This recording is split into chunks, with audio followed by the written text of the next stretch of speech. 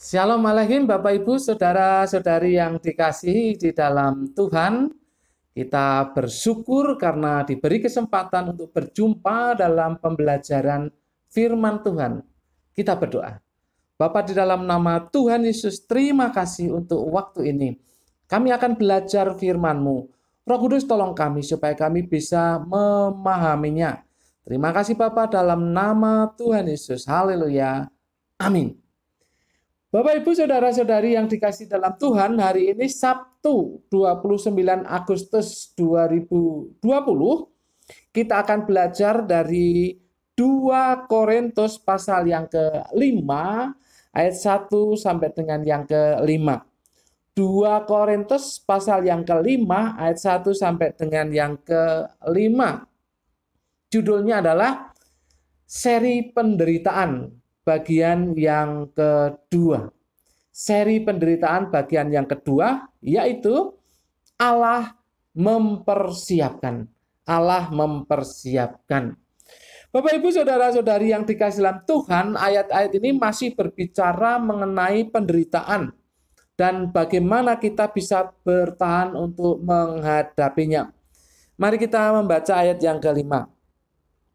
Tetapi Allah lah yang justru mempersiapkan kita untuk hal itu dan yang mengaruniakan roh kepada kita sebagai jaminan segala sesuatu yang telah disediakan bagi kita. Dari ayat ini kita bisa melihat bagaimana kita bisa bertahan di dalam penderitaan, yakni mempunyai pikiran dan keyakinan yang benar. Mempunyai pikiran dan keyakinan yang benar bahwa Allah lah yang mempersiapkan untuk hal-hal yang berkaitan dengan penderitaan. Mempunyai pikiran dan keyakinan bahwa Allah lah yang mempersiapkan untuk hal-hal yang berkaitan dengan penderitaan. Kata mempersiapkan di dalam bahasa Yunani adalah katergasome. Katergasome. Itu sama saja artinya dengan membuat siap. Jadi Allah yang membuat siap. Allah yang membuat siap. Ada 3 hal yang bisa kita pelajari dari apa yang disebut dengan Allah yang membuat siap. Yang pertama, Allah yang melatih. Allah yang melatih. Bapak Ibu Saudara-saudari yang dikasih dalam Tuhan, penderitaan demi penderitaan dialami oleh Paulus. Tetapi toh Tuhan menguatkan dia. Tetapi toh Allah menguatkan dia dan memberi kesanggupan kepadanya untuk menghadapi penderitaan demi penderitaan itu. Artinya itu Allah melatih Paulus. Allah melatih Paulus. Jadi luar biasa. Penderitaan demi penderitaan dialami, tapi Allah menguatkan dan menyanggupkan Paulus untuk menghadapinya. Itu artinya Allah melatih Paulus.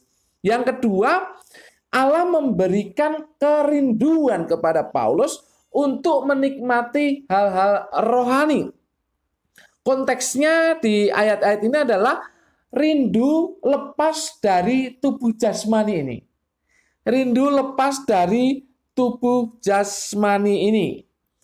Ini membuat Paulus bisa fokus kepada kemuliaan surgawi.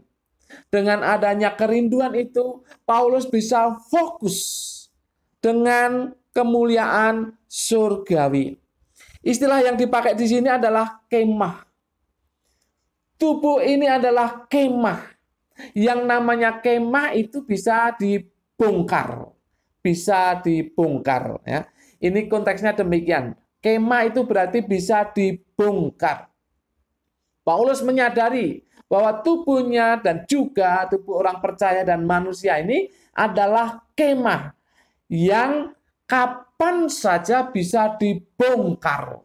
Bisa dibongkar. Artinya mengalami kerusakan dan kematian. Bisa dibongkar.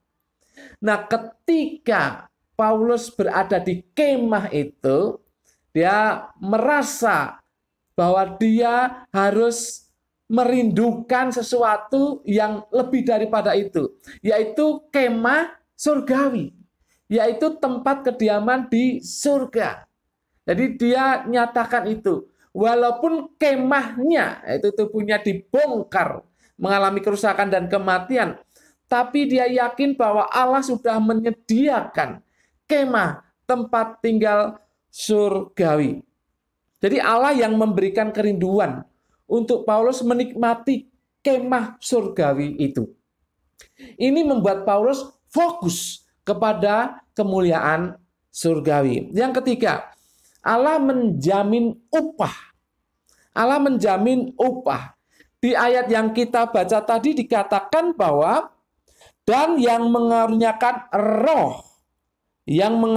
roh kepada kita sebagai jaminan segala sesuatu yang telah disediakan bagi kita.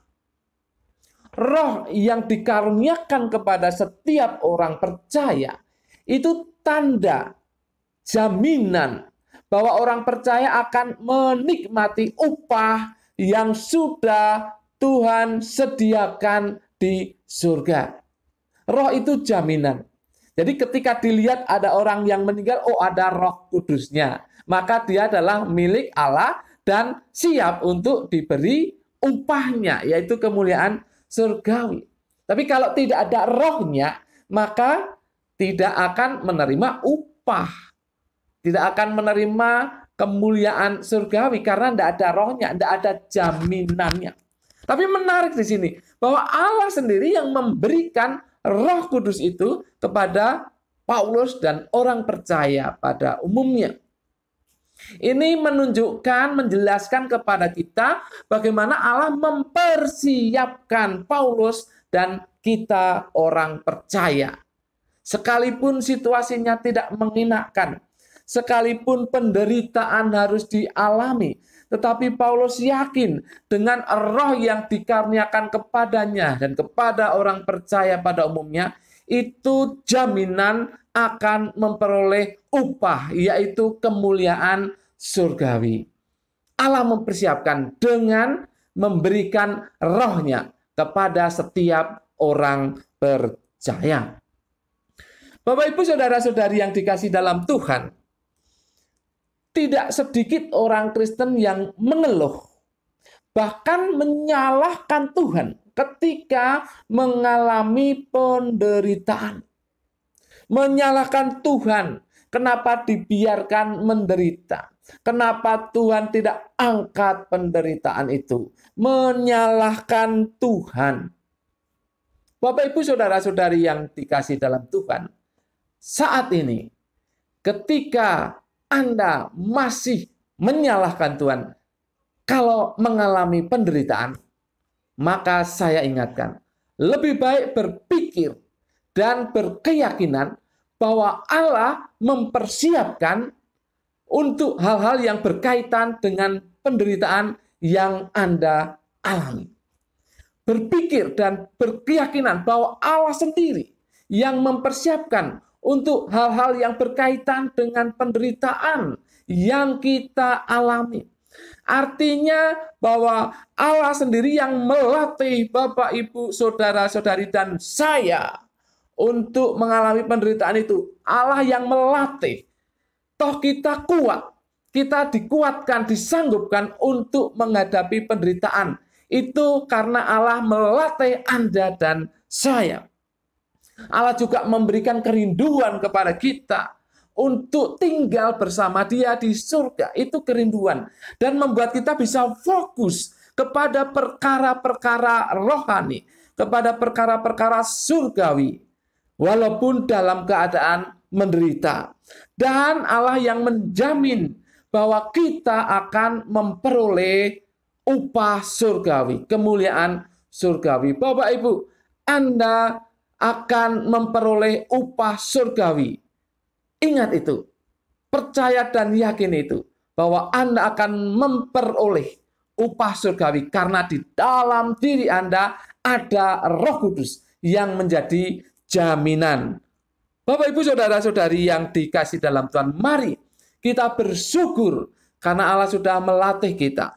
Mari kita bersyukur karena Allah yang sudah memberikan kerinduan kepada kita untuk menikmati hal-hal surgawi. Mari kita bersyukur karena Allah yang menjamin upah surgawi itu. Dengan demikian, Anda dan saya sanggup untuk bertahan di dalam penderitaan. Amin. Mari kita berdoa.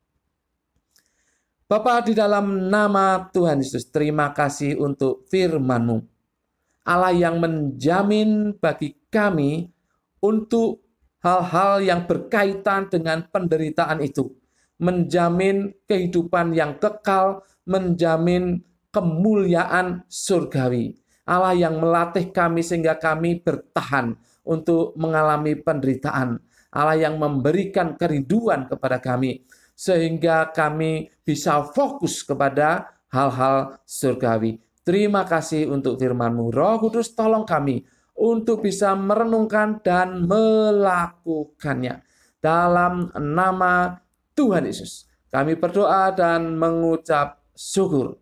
Semua yang percaya katakan amin. Tuhan memberkati Bapak, Ibu, Saudara-saudari senantiasa.